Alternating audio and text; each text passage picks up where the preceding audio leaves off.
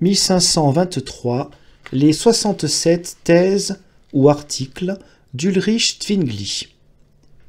Le 10e article. De même que l'homme fait la sourde oreille quand les membres font quelque chose sans la tête, se déchirent, se blessent, se meurtrissent, de même, quand les membres de Christ entreprennent quelque chose sans leur tête, Christ, ils font la sourde oreille, et se punissent et s'accablent avec des lois insensées. Ici, toutes choses sont claires par elles-mêmes, jusqu'aux dernières paroles, selon lesquelles font la sourde oreille ceux qui s'accablent de lois insensées. Nous devons alors dire ce que sont les lois insensées. Les lois insensées sont celles qui proviennent des humains, imaginant découvrir du bien en eux-mêmes et ne prenant pas garde à ce que Dieu leur dit. Car tout bien doit provenir de Dieu. Jacques 1, 17 et Osée 14, 8. Son fruit, c'est-à-dire Éphraïm, est venu de moi. De rechef, ce que nous pensons par nous-mêmes est faux et vain.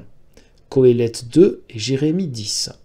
Christ dit en Matthieu 11, 28, « Venez à moi, vous tous qui êtes fatigués et chargés, je veux vous donner le repos. » N'est-ce pas une folie éhontée que de dire « Va, fais des pèlerinages, achète des indulgences, peins les murs, donne aux moines, fais une offrande au curé, engraisse les nonnes, je vais, d'un humain à un autre, t'absoudre, etc. » Il n'y a malheureusement que trop d'exemples.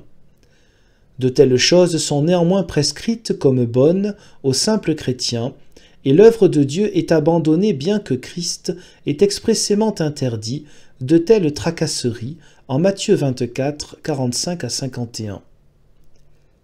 Mais si le méchant serviteur dit en lui-même « Eh, mon maître ne viendra pas de sitôt » et commence à battre ses compagnons de service, ribote et ripaille avec les ivrognes, le maître viendra à un jour et une heure où il ne sera pas attendu, et il va l'écarteler et lui donner sa part parmi les réprouvés hypocrites.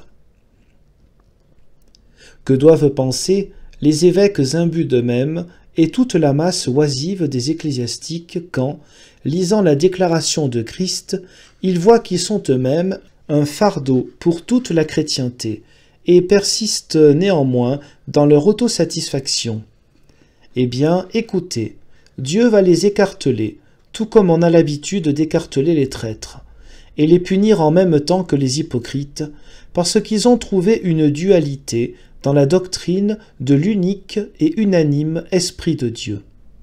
S'ils ne se repentent pas à cet égard et ne changent pas sur l'heure d'attitude, il est certain qu'ils sont athées et incroyants, car s'ils croyaient en la parole de Dieu, ils seraient si repentants et affligés qu'ils voudraient éviter les lourdes peines. Mais s'ils ne le font pas, ce doit être parce qu'ils n'ont pas de bon sens. Christ, lui aussi, a adressé de tels reproches aux scribes et pharisiens juifs, Matthieu 23, 4. Il charge de bien trop lourds fardeaux sur les épaules des humains et ne les remue pas du doigt, etc. Tu dis, en quoi ce qu'il a dit aux Juifs me concerne-t-il?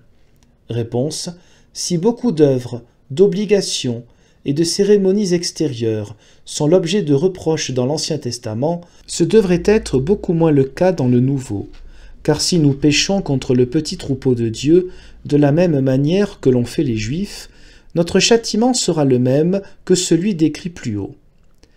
Pierre a aussi refusé de charger les épaules des disciples de tels reproches.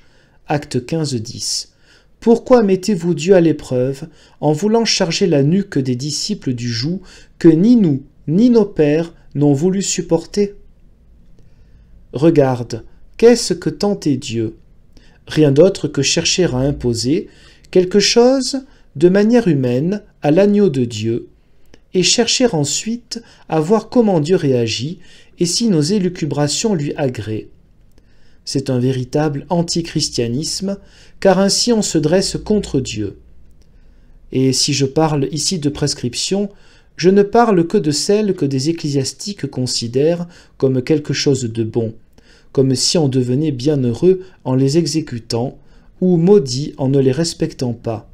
jours de jeûne prescrits, processions, litanies, encensement, aspersion d'eau bénite, froc, tonsure, port d'insignes religieux, règles de pureté, commerce de prébende, vente d'indulgences, décoration et construction d'églises, et d'autres choses semblables, dont certaines s'opposent carrément à Dieu, et quelques-unes pourraient être tolérées si on en faisait un usage des plus restreints, et n'y touchait guère.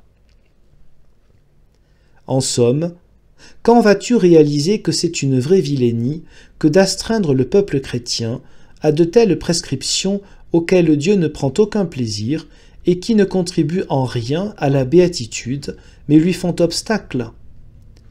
Car l'homme ordinaire s'en remet à elle et abandonne la parole de Dieu.